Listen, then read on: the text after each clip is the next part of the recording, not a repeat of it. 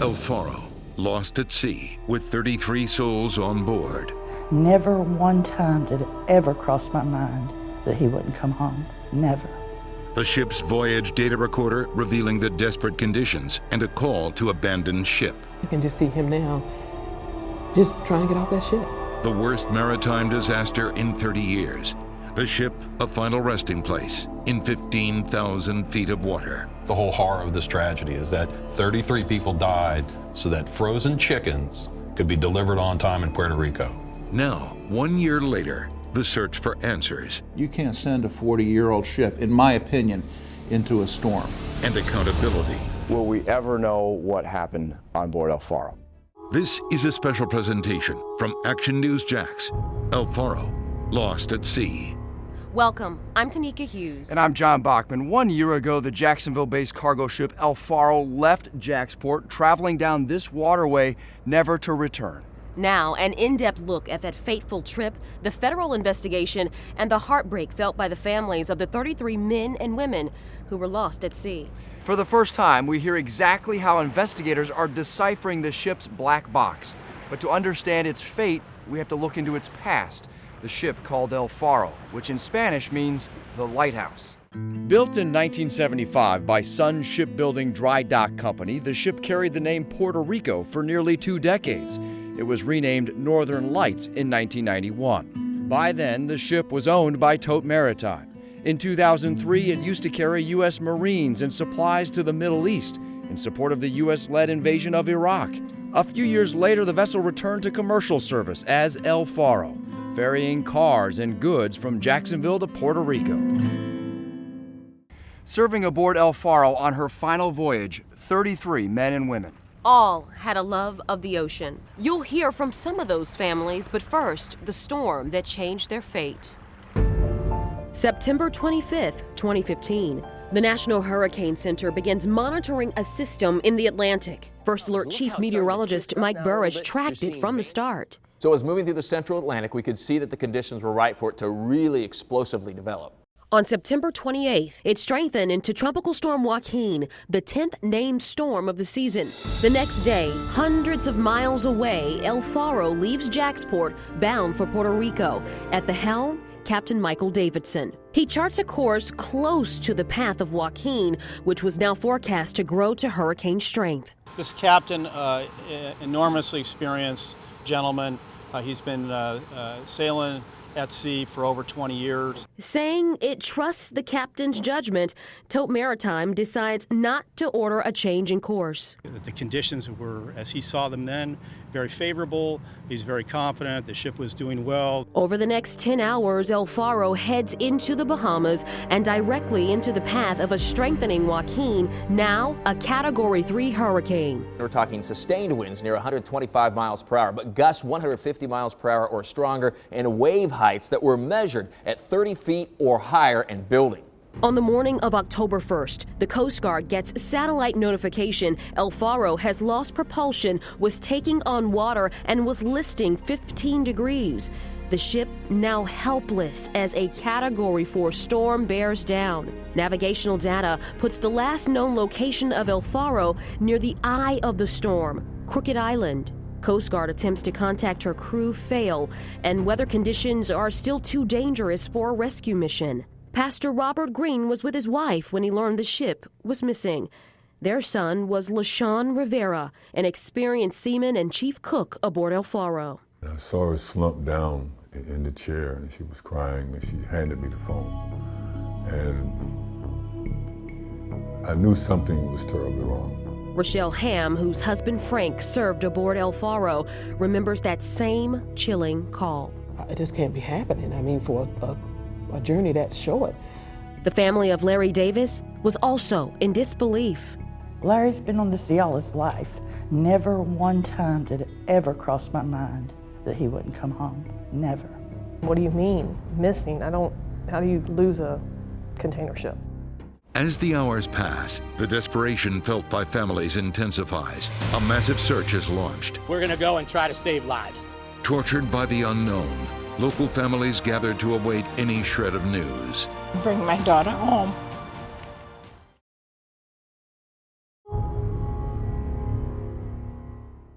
Hope.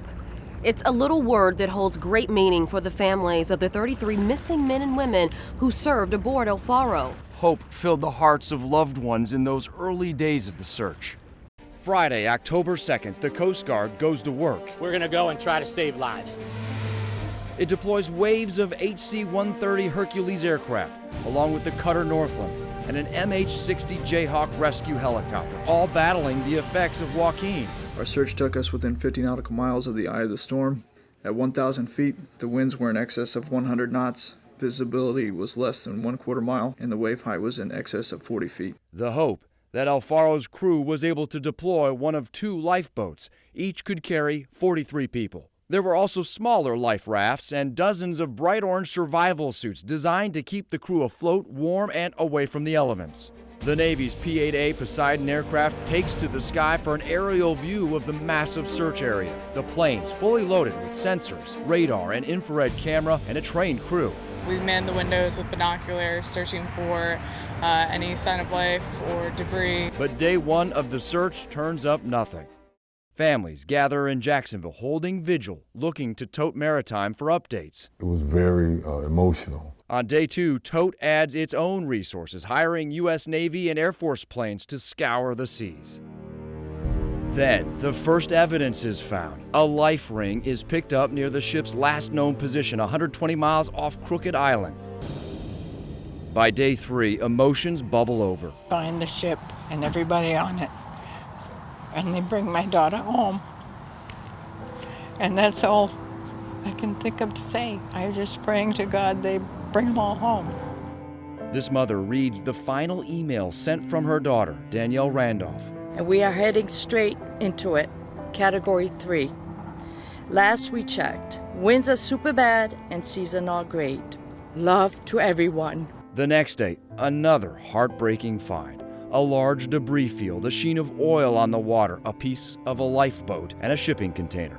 And then, a week after El Faro left port, Coast Guard aircraft spot a lifeless crew member in a survival suit.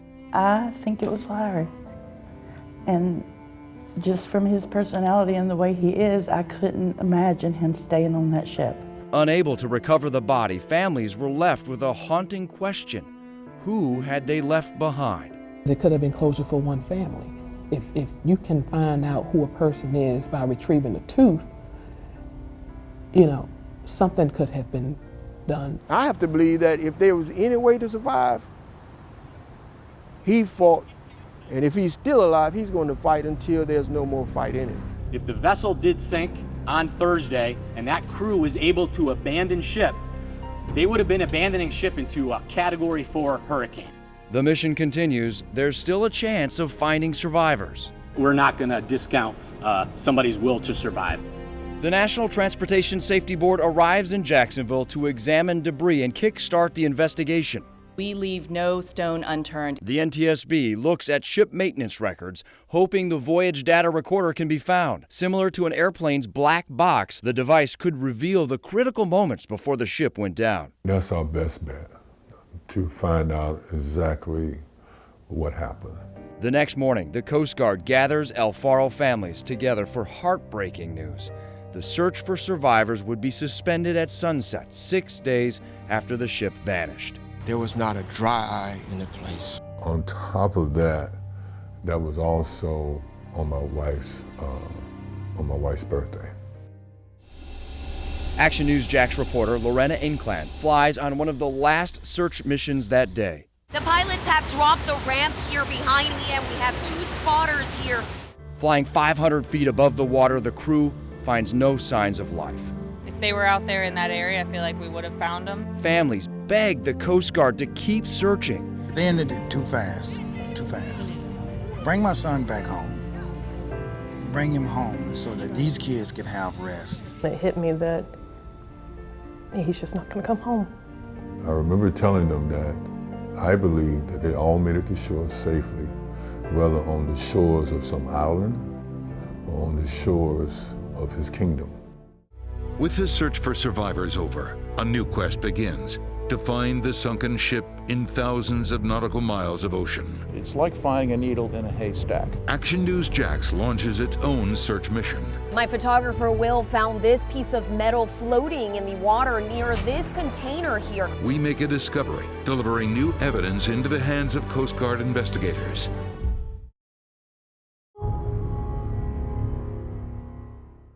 With the search for survivors now over, the NTSB focuses on finding the wreckage of El Faro. A monumental task, an 800-foot container ship 15,000 feet down on the ocean floor, somewhere within a 150 nautical mile area. Action News Jax sent its own crew to the Bahamas in search of evidence and answers. Reporter Lorena Inclan and photojournalist Will Finson traveled to Great Exuma, where thousands of items have washed ashore. Cargo from El Faro, shoes and food products, syringes, and even this partial life vest. The NTSB asks us to bring this torn life vest back to Jacksonville to be a part of its investigation. We also document containers that look like they had been torn from the deck of the ship. Tote Maritime confirms everything we found came from the doomed ship. October 19th, the USNS Apache sets out from Little Creek, Virginia, on board the technology to find El Faro. A few days later, it arrives in the Bahamas and begins towing a device that detects pings from El Faro's Voyage data recorder. 3 days of searching are fruitless. I'm not at all surprised that they didn't find the pinger. Side-scanning sonar also turns up nothing. The mission may be abandoned. 5 days later, sonar readings show a large object with the footprint identical to El Faro. The next day, the crew launches the Curve 21 remote-operated vehicle. It records video and images of the sunken vessel, confirming what families had feared. It don't seem like it's real, but in reality it is. The find was vital for investigators. The bridge and mast of the ship were sheared off. The fact that the top two decks were missing from the main structure tells us that this was a violent encounter. The all-important VDR was attached to that missing mast. 10 days later, the bridge was found, but still no sign of the VDR. The mission over for now. Back in Florida, Senator Bill Nelson pushes for one more expedition to find the VDR. I've asked them to go back and try it again. 5 months would go by. This time, the National Science Foundation and the Woods Hole Oceanographic Institution lead the search. The research vessel Atlantis does the impossible, locating the ship's mast and the VDR. Recovery won't be easy. The basketball-sized device is sitting at depths no human can reach. The Titanic is nearly 2.4 miles below the surface, but El Faro is even deeper at nearly 3 miles down. 4 months later, the USNS Apache goes back to work. The ship and its crew come through again, reeling in the device that could solve the mystery. Families wouldn't have to wait long. In late August, the NTSB reveals 26 hours of data were recovered, including audio recordings from the bridge during El Faro's final minutes. Just after 6 a.m. on October 1st, the captain tells his crew the vessel is listing, taking on water, and lost all propulsion. I can just see him now just trying to get off that ship. Just 1 hour and 15 minutes later, the order is given to abandon ship. 10 minutes later, the audio recording stops. I'm sure he was thinking about us, praying, just asking God to watch over him and the crew, watch over us as well. Full details on what the VDR contains may not be known for weeks or even months. Based on current law, only a transcript will be shared with family. They'll never hear the audio recordings. I know it would probably be the most gut-wrenching thing in the whole situation. But at the end of the day, if I have the opportunity to hear his voice one more time, I would always take that. Back along Florida's coast, a discovery that changed the lives of one El Faro family, a hard hat worn by crewman Frank Ham, washed ashore in Ormond Beach. I took it as it's a sign of survival, a sign of grace and mercy. Rochelle Ham now had a connection to her husband. That was just something miraculous because it's 33 families out of 33. I was the one that retrieved Frank's hat. From the moment El Faro vanished, Action News Jax pushed Tote Maritime for answers about the ship's seaworthiness. 40 years old, it was a rust bucket. I mean, it had major problems. Our investigative reporters uncovered documents detailing El Faro's mechanical history. Along with being damaged in Hurricane Irene in 2011, equipment failures were reported twice. In 2010, a port boiler lost water during a rupture of superheater tubes. In 2011, the ship had a temporary loss of power. Based on what I know, I personally would not have operated the vessel in the condition that it was in. NTSB investigators looked to El Faro's sister ship, El Yunque, for answers. Records with the U.S. Coast Guard show a no-sail order was issued in June for improper maintenance of the port lifeboat Davit. And in 2013, the Coast Guard found parts of the lifeboat Davit were heavily corroded. Our loved ones have been working on these vessels, and to me, they were in danger the whole time. And never said a word because they were so adamant about providing for their families. Those issues and many other questions were directed at Tote executives during weeks-long Marine Board hearings.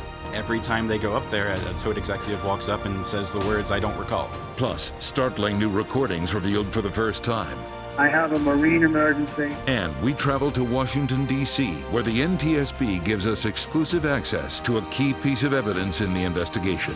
This is the actual El Faro voyage data recorder. Inside this capsule is where the memory card was stored.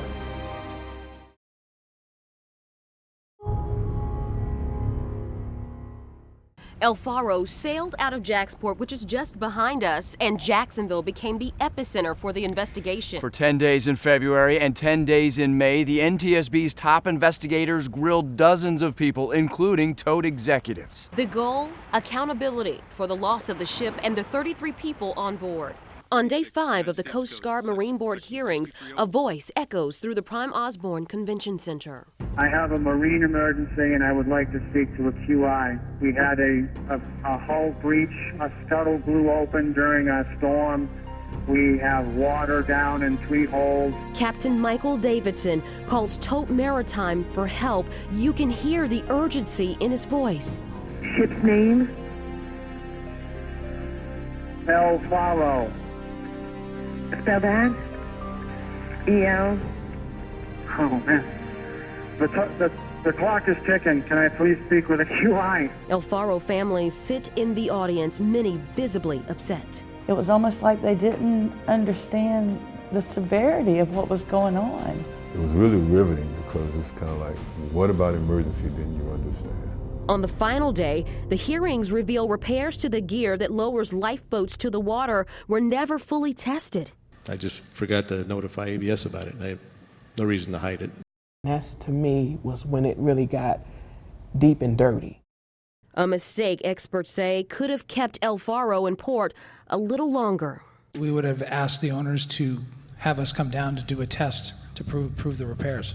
Would that few hours of delay given them the opportunity to get a more accurate weather report? The biggest bombshells come during the second round of hearings. The weather information received by El Faro before leaving Jacksport was outdated. El Faro also received an old storm track of the strengthening Joaquin. But on a visual basis, it was 21-hour delay in him getting updated information on the track of Joaquin, correct? On that track line, yes. There's no way possible that ship should have gotten outdated weather data. That's just insane to me. A third round of Marine Board hearings is expected this winter. Data from the VDR will play a major role in what's to come. I traveled to Washington, D.C. to see the VDR for myself. I also sat down with the NTSB's lead investigator in this case to talk about what they've learned and what happens next. This is it, the voyage data recorder capsule recovered from El Faro 3 miles beneath the ocean. The National Transportation Safety Board gave us exclusive access to the lab where they're working to find out what happened on board El Faro. How important to the investigation is this find? It's the audio file of the last 26 hours of the El Faro, starting about 5:30 the morning before.